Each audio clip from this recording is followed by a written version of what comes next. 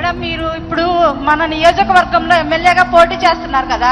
RK గారు ఇంతకు ముందు మా స్లమ్ ఏరియాకి రావడం జరిగింది. కానీ మా ఏరియాలో రోడ్లు లేవు, ఇళ్ల పట్టాలు లేవు. ఇవన్నీ మీరు చేస్తారా? ఒక్క నిమిషం నేను చెప్పేదాన్ని. అందరికీ తెలియాల్సిన విషయం ఒకటి ఉందన్న.